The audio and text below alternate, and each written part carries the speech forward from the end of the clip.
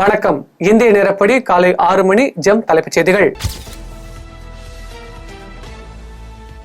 மதுரையில் நடைபெற்ற 71வது அனைத்திந்திய கூட்டுறவு வார விழா. அரசு நலத்திட்ட உதவிகள் மற்றும் சிறந்த கூட்டுறவு சங்கங்களை பாராட்டி கேடயங்களை வழங்கினார் அமைச்சர் பி மூர்த்தி. ரூபாய் 900 கோடிக்கு மேலாக மகளிர் சுய உதவி குழுக்களுக்கு வழங்கப்பட்ட கடன் உதவிகள் மற்றும் விவசாய கடன்கள் தள்ளுபடி என பெருமிதம்.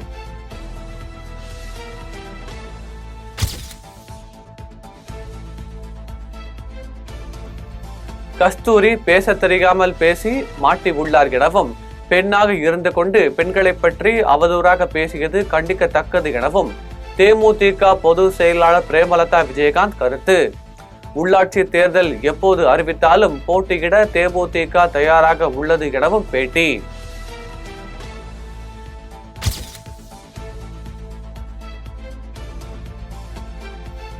விருதாச்சலத்தில் மேற்கு மாவட்ட கழக நிர்வாகிகளின் கள ஆய்வு கூட்டத்தில் முன்னாள் அமைச்சர் ஜெயக்குமார் கலந்து கொண்டு ஆலோசனை.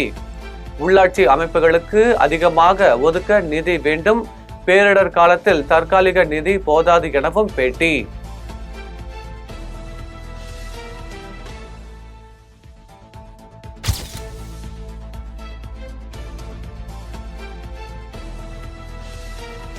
கோலடி ஏரியில் ஆக்கிரமிப்புகளை அகற்ற 21 நாட்கள் கால அவகாசம் வழங்கிய நிலையில் அப்பகுதியை சேர்ந்த சங்கர் தூக்கிட்டு தற்கொலை செய்து கொண்ட சங்கரின் சடலத்திற்கு சீமான் அஞ்சலி. பரந்தூரில் 3 ஏரியை அடைத்து விமான நிலையம் கொண்டு வர நினைப்பவர்கள் இந்த ஏரி ஆக்கிரமிப்பு என கூறுவது வேடிக்கை என சீமான் கண்டனம்.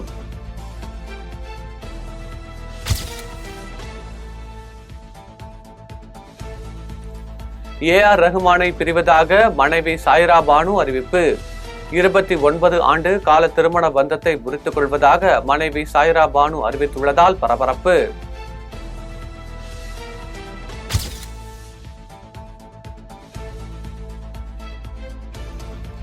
கோடீஸ்வரர்களுக்கான கட்சியான பாஜகவை மக்கள் ஏற்க மாட்டார்கள் என அதிமுக செய்தி தொடர்பாளர் பொன்னையன் விமர்சனம்.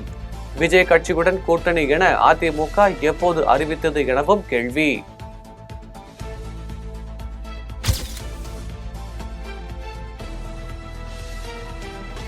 கரூர் அருகே இரவு நேரத்தில் வீட்டில் புகுந்து கொள்ளையடித்து சென்ற முகமூடி கொள்ளையர்களை சுற்றி வளைத்து கைது செய்த காவல்துறை. கொள்ளையடித்து சென்ற நகை மற்றும் பணத்தை பறிமுதல் செய்து இந்த கொள்ளை சம்பவத்துக்கு பயன்படுத்திய கார், இருசக்கர வாகனம், அரிவாள் போன்ற ஆயுதங்கள் பறிமுதல். சம்பவத்தில் ஈடுபட்ட 6 பேர் மீது வழக்கு பதிவு செய்து நீதிமன்றத்தில் ஆஜர்படுத்தி சிறையில் அடைப்பு.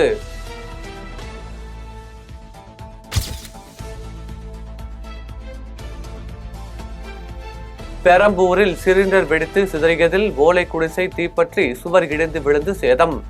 உயிர் சேதம் ஏற்படாத போதிலும் 20 சவரன் நகை மற்றும் 40,000 பணம் தீயில் கருகி நாசம் என தகவல்.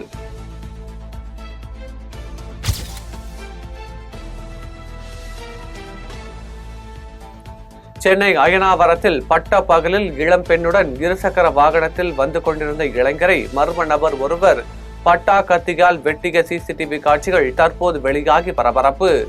தடுக்க சென்ற பெண் அரிவாள் வெட்டு காயங்களுடன் மருத்துவமனையில் சிகிச்சை.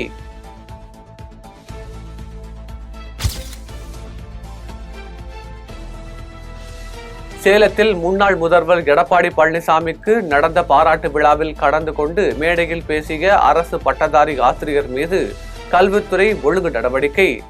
மாணவர்களுக்கு பாடம் எடுக்காமல் காவிரி உபரிநீர் குழு தலைவராகவும் அதிமுகவை சார்ந்த விவசாய சங்கத்தில் பொறுப்பாளராக செயல்பட்டதால் நடவடிக்கை என தகவல்.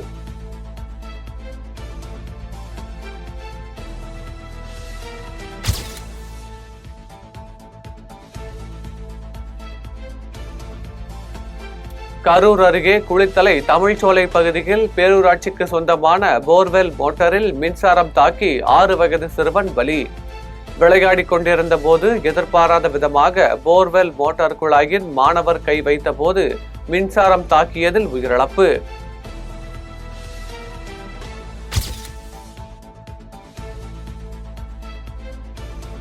திருவண்ணாமலை அருகே இருசக்கர வாகனத்தில் சென்ற 3 பள்ளி மாணவர்கள் மரத்தில் மோதி விபத்து. ஒருவர் சம்பவ இடத்திலேயே பலியான நிலையில் இருவர் பலத்த காயங்களுடன் மருத்துவமனையில் சிகிச்சை.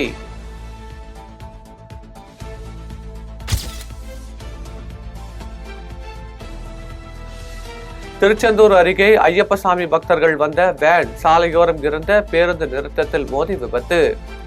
விபத்தில் 10 பேர் காயமடைந்த நிலையில் பேருந்து நிறுத்தம் முழுவதும் தரைமட்டமாகி சேதம்.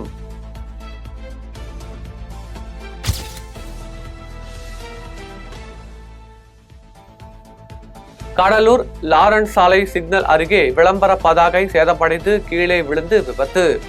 இருசக்கர வாகனத்தில் சென்று கொண்டிருந்தவர் மீது பதாகை விழுந்ததில் காயமடைந்த நபர் மருத்துவமனையில் அனுமதி.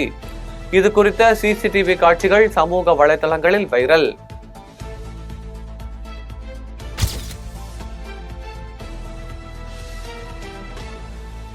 முன்னாள் பிரதமர் இந்திரா காந்தி பிறந்தநாளை ஒட்டி புதுச்சேரி விழுப்புரம் சாலை சந்திப்பில் அமைந்துள்ள அவரது சிலைக்கு மாலை அணிவித்து மரியாதை.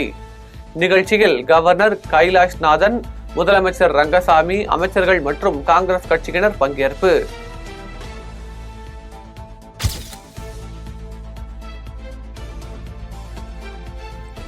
புதுக்கோட்டை அரசு மருத்துவக் கல்லூரி மருத்துவமனையில் உள் நோயாளிகள் மற்றும் வெளி நோயாளிகள் பிரிவில் மாற்றம். மெட்டல் டிடெக்டர் மூலமாக உள்நுழையும் நோயாளிகளை மருத்துவமனை நிர்வாகம் சோதனை செய்து அனுமதி.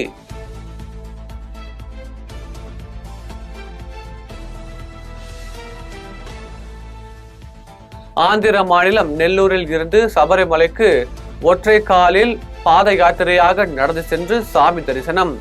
100 நாட்களில் சபரிமலையை சென்று அடையும் பக்தருக்கு தேனி மாவட்டத்தை சேர்ந்தவர்கள் உணவு, இரவில் தங்க இடம் ஏற்பாடு.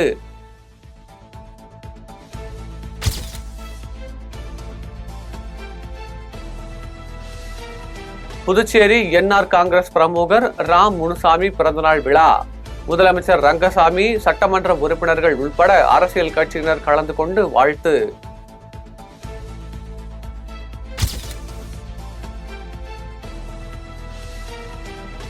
முன்னாள் பிரதமர் இந்திரா காந்தி அவர்களின் 107வது பிறந்தநாள் விழாவை ஒட்டி அவரது திரு உருவ படத்திற்கு மாலை அணிவித்து மரியாதை. சேலம் மாநகர் மாவட்ட காங்கிரஸ் அலுவலகத்தில் மாநகர பொருளாளர் தாரை ராஜகணபதி தலைமையில் நடைபெற்ற நிகழ்வில் காங்கிரஸ் நிர்வாகிகள் மற்றும் தொண்டர்கள் பங்கேற்பு.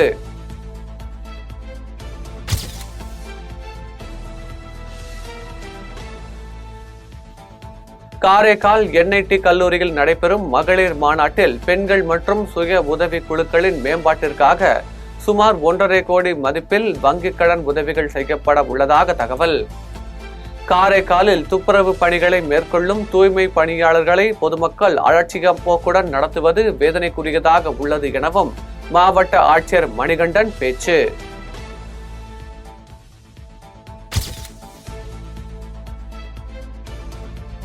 மற்ற வங்கிகளை காட்டிலும் கூட்டுறவு வங்கி மக்களுக்கு உதவும் வகையில் நடவடிக்கை மேற்கொள்ள வேண்டும். கடலூர் மாவட்ட கூட்டுறவு வார விழா விழிப்புணர்வு நிகழ்ச்சியில் ஆட்சியர் சிபி ஆதித்யா செந்தில்குமார் வேண்டுகோள்.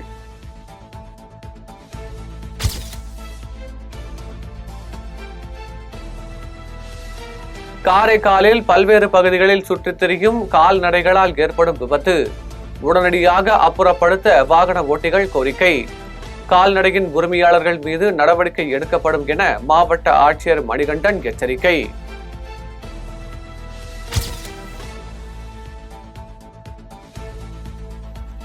தேனி மாவட்டம் ஆண்டிப்பட்டி அருகே ஆட்டுக்கிடையில் தெரு நாய்கள் கடித்து 25 ஆடுகள் உயிரிழப்பு.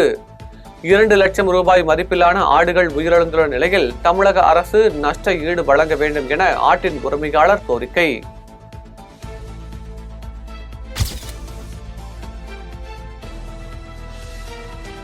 தம்மம்பட்டியில் மரச்சிற்பம் கைவினை கிராமம் அமைப்பது தொடர்பாக கைத்தறி திறன் துணிநூல் மற்றும் கதர் துறை அரசு செயலாளர், மாவட்ட ஆட்சியர் உள்ளிட்டோர் நேரில் ஆய்வு.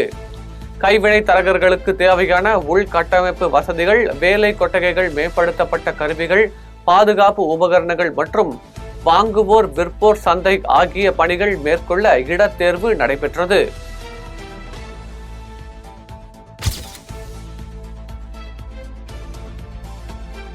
திருமால்பூர் அரசு மேல்நிலைப் பள்ளியில் குழந்தைகள் உரிமைகள் தினம் முன்னிட்டு மாவட்ட குழந்தைகள் பாதுகாப்பு அலகு சார்பில் நடைபெற்ற சிறப்பு விழிப்புணர்வு கூட்டம்.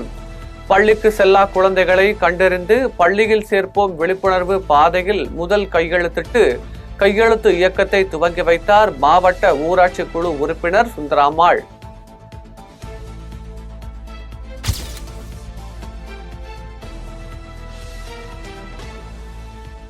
கடலூர் மாவட்டம் வேப்பூரில் விசிக திட்டக்குடி மற்றும் விருதாச்சலம் சட்டமன்ற தொகுதி மறுசீரமைப்பு கூட்டம்.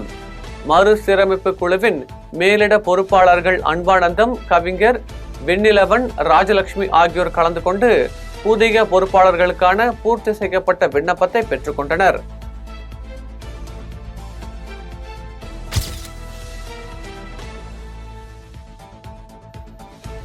கடலூர் மாவட்டம் விருதாச்சலம் வருவாய் வட்டாட்சியர் அலுவலகம் முன்பு இந்திய மாதர் தேசிய சம்மேளன சார்பில் பல்வேறு கோரிக்கைகளை முன்வைத்து ஆர்ப்பாட்டம். பள்ளி மாணவர்களுக்கு இடையூறாக உள்ள டாஸ்மாக் கடையை அகற்ற கோரியும், பிற்படுத்தப்பட்ட மக்களுக்கு இலவச வீட்டு மனை பட்டா வழங்குவது உள்ளிட்ட கோரிக்கைகள் முன்வைக்கப்பட்டது.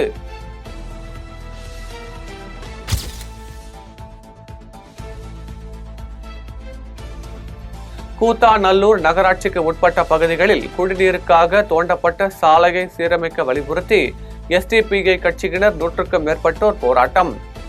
நகராட்சி ஆணையரிடம் கோரிக்கை மனு கொடுத்தும் உரிய நடவடிக்கை எடுக்கவில்லை என கூறி பேரணியாக நடந்து சென்றதால் பரபரப்பு.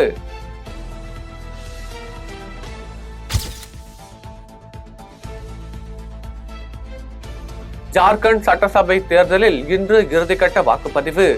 43 தொகுதிகளில் முதற்கட்ட வாக்குப்பதிவு முடிவடைந்த நிலையில் மீதமுள்ள 38 தொகுதிகளுக்கு இன்று இறுதிக்கட்ட வாக்குப்பதிவு நடைபெறவுள்ளது.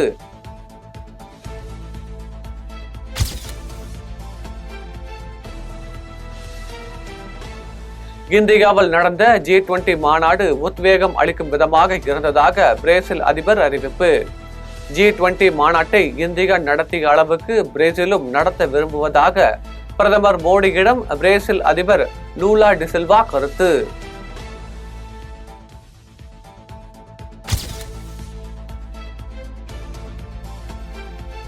புதுக்கோட்டை மாவட்டம் கரம்பக்குடி பங்களாகுளம் சித்தி விநாயகர் ஆலய கோவில் கும்பாபிஷேக விழா. திரளான பெண்கள் பங்கேற்று சீர்வரிசை ஊர்வலத்துடன் வெகு விமர்சையாக கொண்டாட்டம்.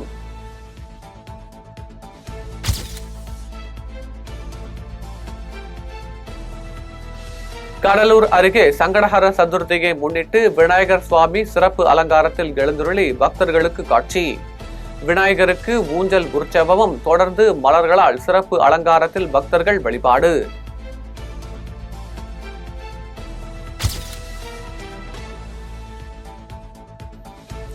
தமிழகத்தின் 10 மாவட்டங்களில் மழைக்கு வாய்ப்பு உள்ளதாக வானிலை ஆய்வு மையம் தகவல். நாகப்பட்டினம், திருவாரூர், தஞ்சை, புதுக்கோட்டை, ராமநாதபுரம், மயிலாடுதுறை, சிவகங்கை, நெல்லை, குமரி, தூத்துக்குடி ஆகிய பகுதிகளில் மழைக்கு வாய்ப்பு என தகவல்.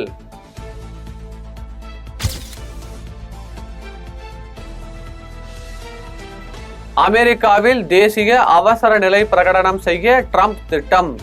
எல்லை பாதுகாப்பை உறுதி செய்ய தேசிய அவசர நிலை பிரகடனம் செய்து ஆவணமற்ற புலம்பெயர்ந்தவர்களை நாடு கடத்த திட்டமிட்டுள்ளதாக ட்ரம்ப் அறிவிப்பு.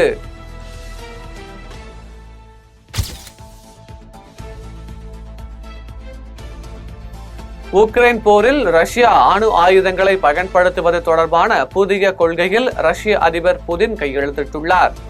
அணு ஆயுத பலம் கொண்ட ஒரு நாடு ரஷ்யாவின் மீது ஏதேனும் ஒரு வகையில் தாக்குதல் நடத்தினால் அதற்கு அணு ஆயுதங்கள் மூலம் பதிலடி கொடுக்கும் என தகவல்.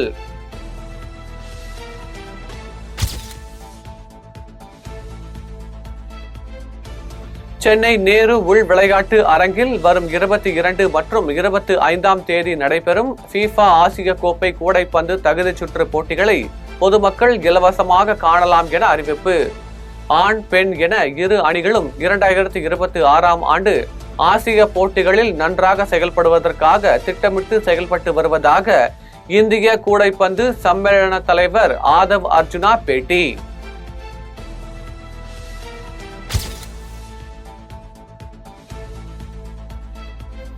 11வது ப்ரோ கபடி லீக் தொடரின் 2வது கட்ட லீக் சுற்றின் முதல் ஆட்டத்தில் புனேரி பல்டன் யூபி யோதாஸ் ஆட்டம் டிராவில் முடிவடைந்தது. 2வது ஆட்டத்தில் பாட்னா பெற்ற வெற்றியை தொடர்ந்து புள்ளி பட்டியலில் 3வது இடத்திற்கு முன்னேற்றம்.